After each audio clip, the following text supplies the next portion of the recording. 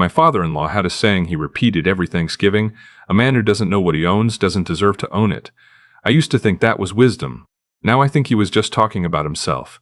My wife Eleanor and I had a farmhouse in Millhaven, about 3 hours north of Cincinnati. Her parents left it to her when they passed, back in 2001. We drove up there twice a year for the first few years. Spring, when the apple trees bloomed, and fall, when the light turned everything gold. Then our son was born, then my daughter, and the drives got harder, and the excuses got easier, and somewhere around 2007 we just stopped going. Eleanor always said we'd get back to it. She had a way of saying things like that, calm, certain, like she was reading from a schedule only she could see. She passed 18 months ago. Pancreatic cancer. 4 months from diagnosis to the end, which the doctor said was fast, and which I can tell you felt both impossibly slow and like no time at all. I don't talk about those 4 months much. I'm not going to talk about them much now. What I'll say is that when you watch someone you've loved for 31 years leave the world, you come out the other side a different person. Not better or worse, just different. Like a piece of furniture that's been refinished. Same wood underneath, but nothing else is the same. My son Brendan was the first one to bring up Millhaven. He called about 6 weeks after the funeral, while I was still eating cereal for dinner and forgetting to open the mail. He didn't ask how I was doing. He asked if I'd given any thought to the property situation. That's how he said it. Property situation. Like his mother's childhood home was a line item on a spreadsheet. My daughter-in-law was apparently in the room because I could hear her in the background saying something about the market being strong right now. I told Brendan I'd think about it. I hung up and sat in the kitchen for a long time, looking at the ceramic rooster Eleanor bought at a garage sale in 2009 that I always thought was ugly and now couldn't imagine moving.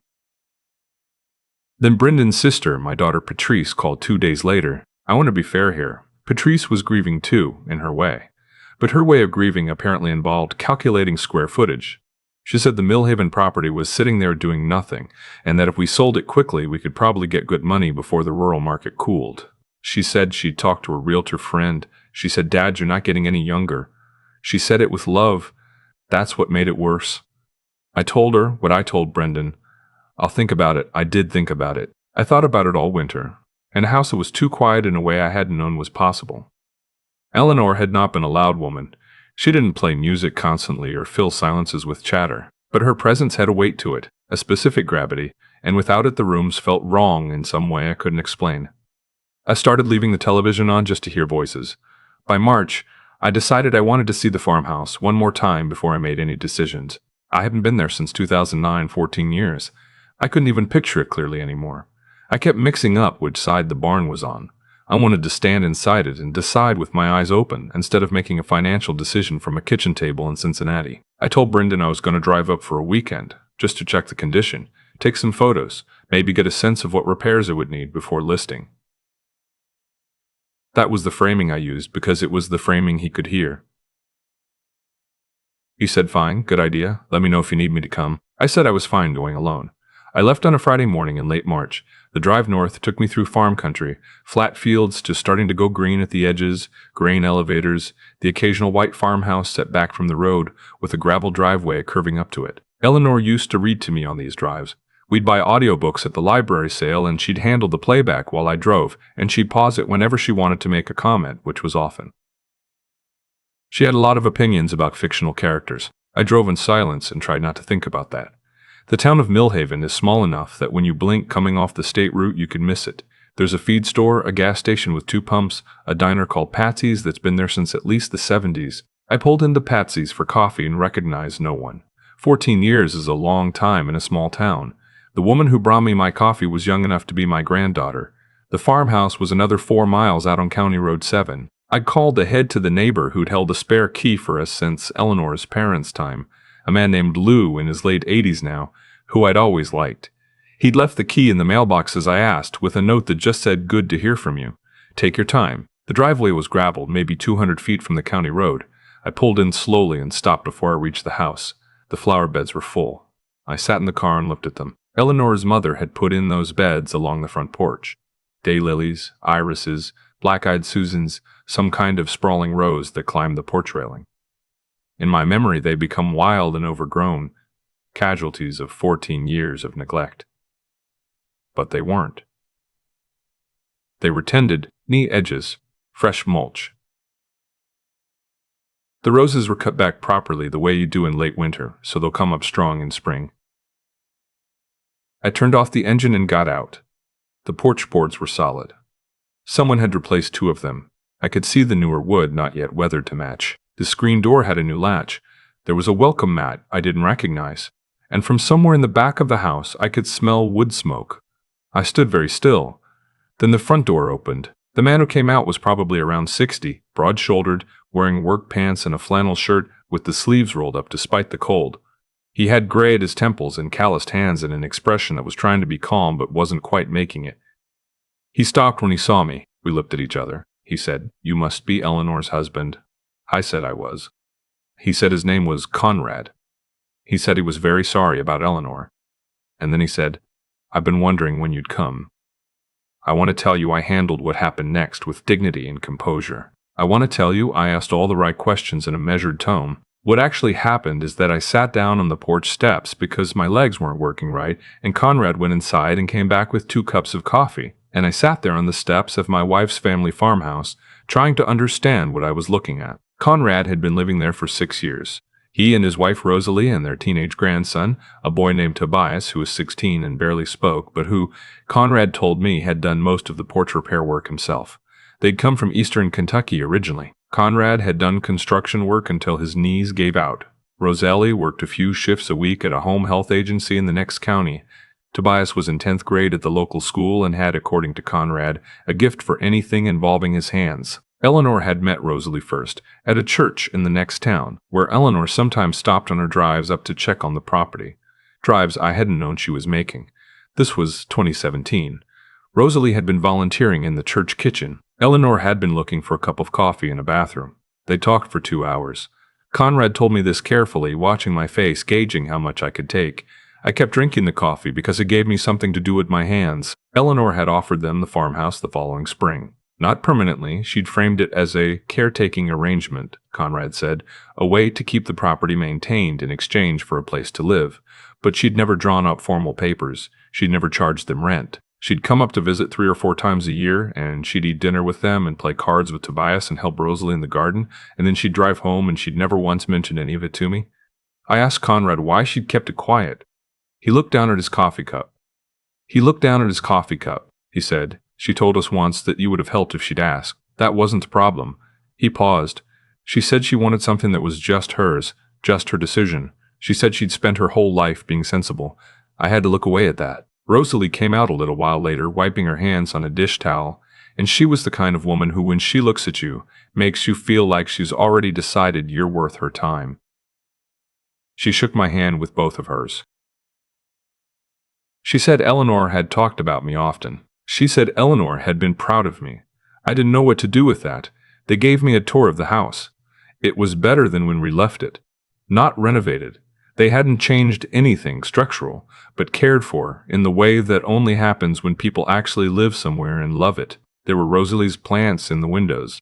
There was a quilt on the couch that Eleanor's mother had made, which I'd assumed had fallen apart or been thrown out, but which was clean and folded and present. Tobias had built shelves in the back bedroom.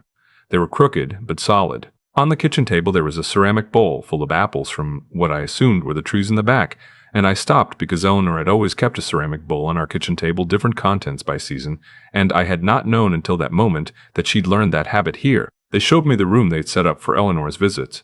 It was small, with a window that faced the barn, and on the windowsill there was a photograph I hadn't seen before. Eleanor, maybe 5 years ago, sitting in a lawn chair in the backyard with a glass of lemonade. She was laughing at something off camera. Full laugh, the one that closed her eyes. She looked more relaxed than I had seen her look in years, maybe longer than years. I stood in that doorway for a long time. That night, Conrad and Rosalie insisted I stay for dinner. Rosalie made chicken and dumplings from scratch, and Tobias set the table without being asked, and we sat there, the 4 of us, in my wife's mother's kitchen, and it was one of the strangest and most ordinary meals of my life. Tobias turned out not to be shy exactly, just slow to trust, which is different.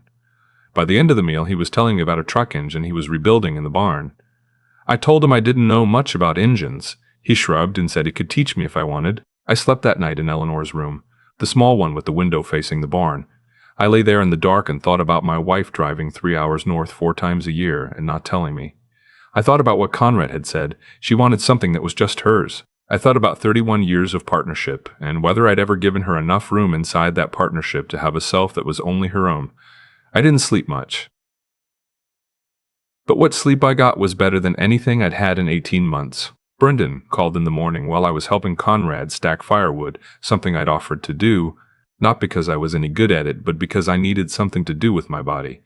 I stepped away from the woodpile to answer. He asked how the property looked. I said it was in good shape. He asked when I thought we could list it. His wife said something in the background. He repeated it. She wanted to know if we should do a fresh coat of paint before listing, because curb appeal matters.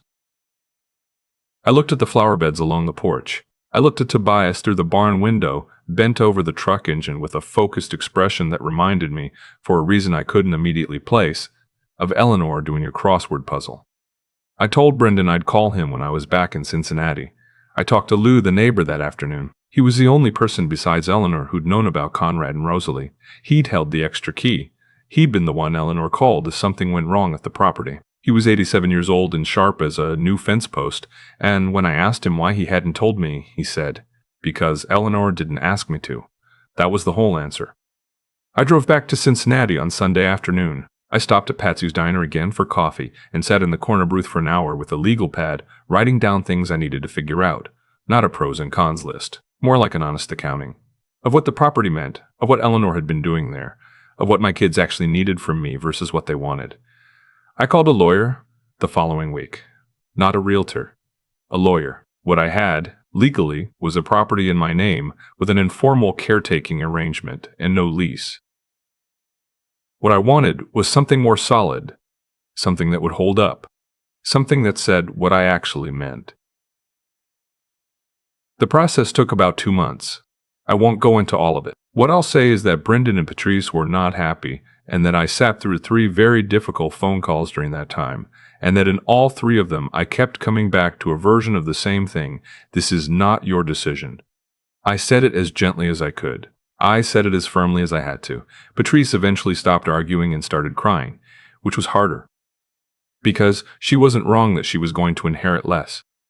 But she was wrong about what the farmhouse was for. I established a formal life estate arrangement that gave Conrad and Rosalie the right to live on the property for the remainder of their lives, with Tobias able to remain as long as he needed to complete his education.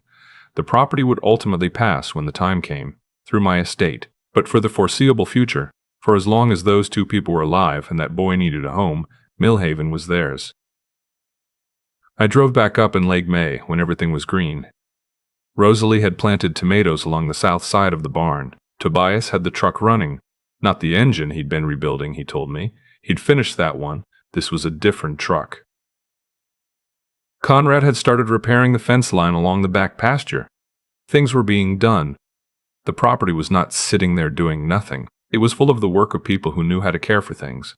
I sat on the porch that afternoon with a glass of iced tea, Rosalie made too sweet, the way Southerners do. And I thought about Eleanor in a lawn chair laughing at something off camera. I thought about the ceramic rooster in my Cincinnati kitchen that I'd always thought was ugly. I thought about my father-in-law saying, "A man who doesn't know what he owns doesn't deserve to own it." Maybe he was right, but I'd like to revise the terms a little. I think what you own isn't always a piece of land or a dollar amount. Sometimes it's a choice your wife made. A small life she built inside your larger one, quietly, out of something she needed that you didn't know how to give. And what you owe that, what you owe her, is to see it clearly, finally, even when it's late, even when she's not there anymore, to see you seeing it. I'm going back to Millhaven next month. Tobias offered to teach me about engines, and I'm planning to take him up on it. I don't expect to be useful. I expect to be in the way and to learn something anyway, which at 63 is probably the best I can ask for. Eleanor would have liked that, I'm almost certain. I've thought a lot about what Eleanor was doing on those drives north. 3 hours each way, 4 times a year, alone. She told me she was checking on the property, and she was just not in the way I assumed. Here's what I've come to understand. Not as some grand philosophy, but just as a plain fact that took me too long to see. The way you treat small things tells the truth about you. Conrad and Rosalie had very little when Eleanor met them. No security, no roots, nowhere to land, and Eleanor, without making any announcements about it, gave them a place. Not because anyone asked her to, not because she was trying to teach anyone a lesson, just because she could, and she saw the need, and that was enough reason for her. That's the kind of person she was, and I'd lived with her for 31 years and somehow missed the full picture. I don't say that to be hard on myself. I say it because I think there's something honest in admitting that you can love someone completely and still not know all of them.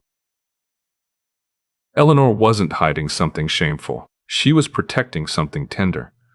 The farmhouse was where she went to be useful in a quiet way, without discussion, without credit.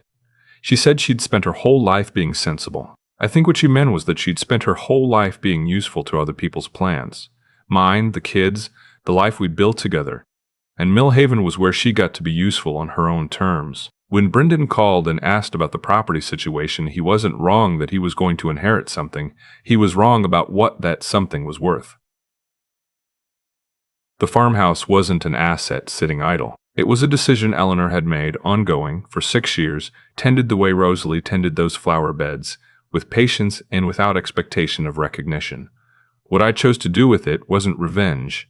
I want to be clear about that. I didn't transfer the life estate to Conrad and Rosalie to punish my son or my daughter. I did it because it was the right continuation of what Eleanor had started.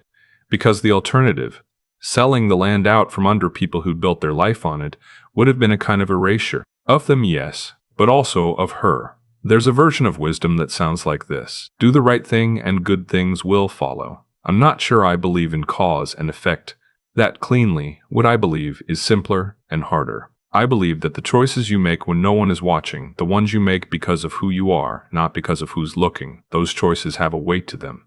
They accumulate. They become the person you are by the time people are sorting through what you left behind.